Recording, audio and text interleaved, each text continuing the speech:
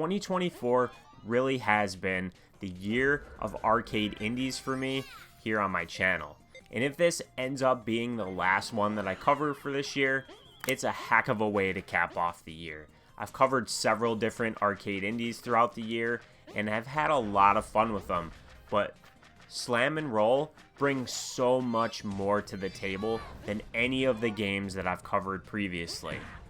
It features some really varied gameplay and incorporates different elements and styles and makes it really rewarding and fun to play.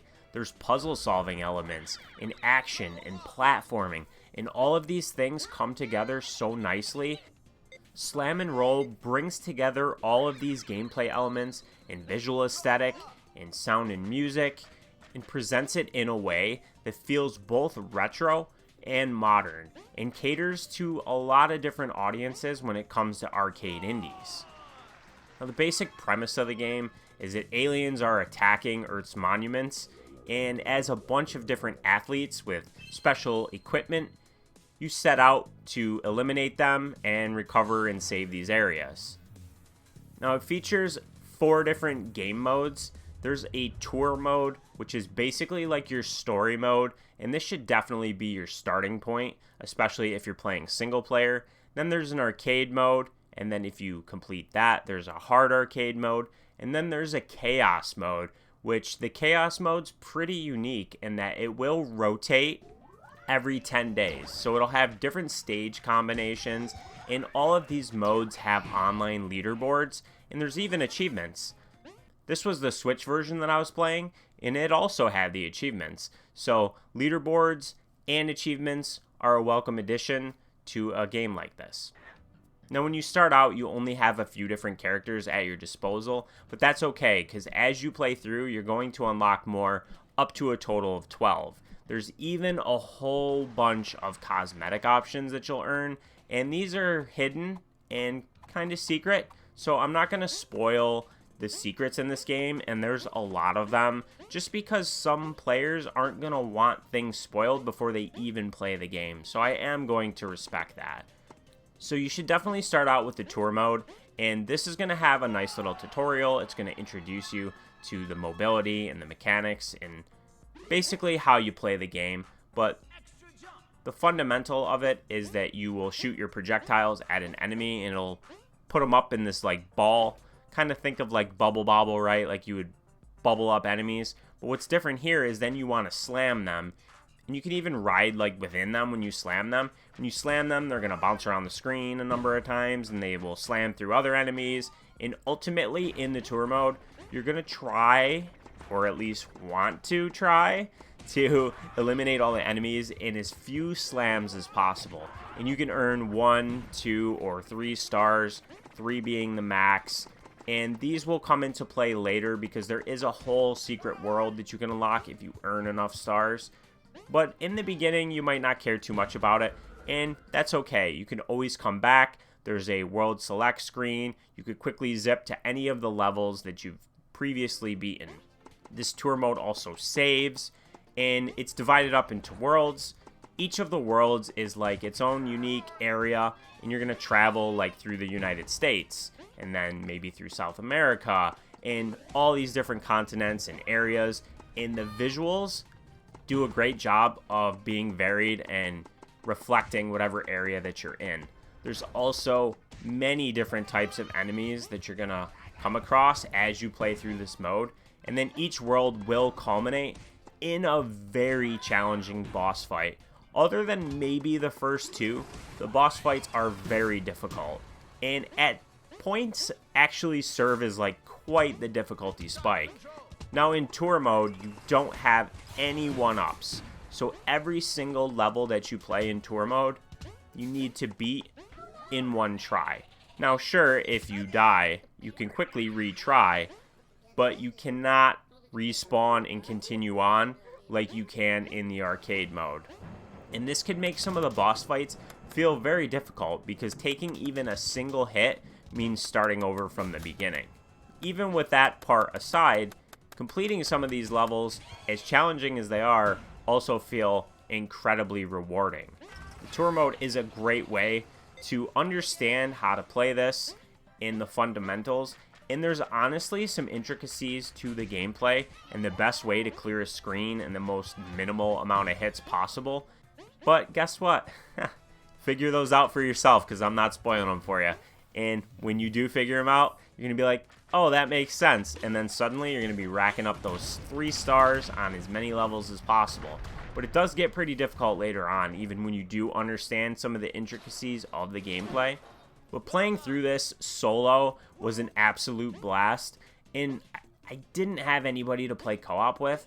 But I feel like if I did, I wouldn't want to play the tour mode. I'd probably want to play the arcade mode, because in tour mode, you definitely want to get those 3 stars, because the reward at the end is certainly worth it. In playing co-op, I feel like it'd be more difficult to get 3 stars, because your partner's probably going to be screwing up the amount of slams that you do. So, you know, if you're going to play this co-op, maybe go to the tour mode for a little bit, and then maybe go to the arcade mode. Playing through this took me quite a while. It took me a few hours to get all the way through this. And as I got towards the end, like the last 2 worlds, my main 2 complaints, pretty much for the game as a whole, are the following.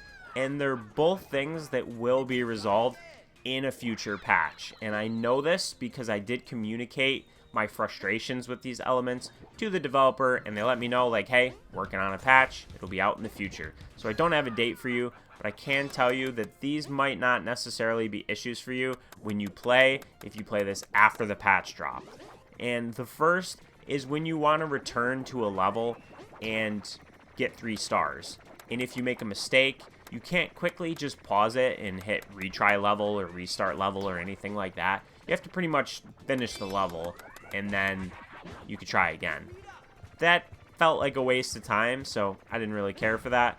And then the other element is that some of the levels later on have like these little traps that you can get stuck in. And when you're in here, you're literally stuck. Like, you can't do anything. You can either quit out to the map screen and then reload the level, which in and of itself is cumbersome. Or you could sit there and wait until eventually a little UFO is going to drop off some enemies that will eventually eliminate you, and then you can try again. But you can't get out of these areas, and I thought this was kind of dumb design, but the developer did tell me like that was intended to be a trap and to be punishing, so I guess it is what it is. But at least when you do have the level restart option available to you, it'll resolve that somewhat. Those are my main 2 complaints. And I did try all the different modes, with the exception of the hard mode for arcade. I didn't finish arcade mode by myself. I got just over halfway through it before I had to go.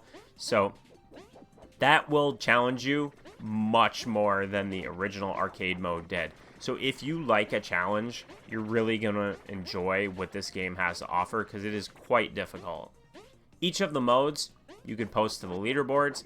At the time of recording this, obviously the game's not quite out yet, so there's not a lot of entries on the leaderboards, but I would imagine there will be once it releases. So if you're competitive, you can compete for the top spot on various different leaderboards. There's a ton of secrets to unlock and cosmetics and things like that that really modernize the game. And I like that about it, because it allows for a lot of visual customization and replayability, because there's so many secrets, secret levels, and secret cosmetics to unlock, the characters to unlock. There's a lot here to keep you busy. I want to emphasize that it's pretty rare for me to return to one of these arcade style games after I'm done playing through it and creating my content for it. But I think with Slam and Roll, this is one I'm going to come back to, because there's more content that I didn't finish. There's more secrets that I didn't find. There's characters that I didn't unlock, and I enjoyed that aspect of it, and it made it have a level of replayability that I think is lacking in other arcade-style indies.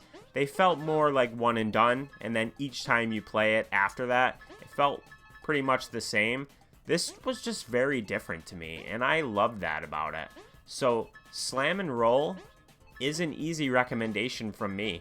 It's a little bit pricier than other arcade indies I've covered. This is $14.99. Most of those are like in the $5 to $10 range, but the amount of content you get is more than worth the price. So check this one out on your platform of choice. This was the Switch version that I played here, and it ran butter smooth. I didn't run into any issues whatsoever, no crashes, frame rate dips, bugs, nothing. I appreciate you watching this review and hope you found it helpful. If you did, make sure to like the video, comment below if you have any questions, and subscribe if you haven't done so already. But until next time,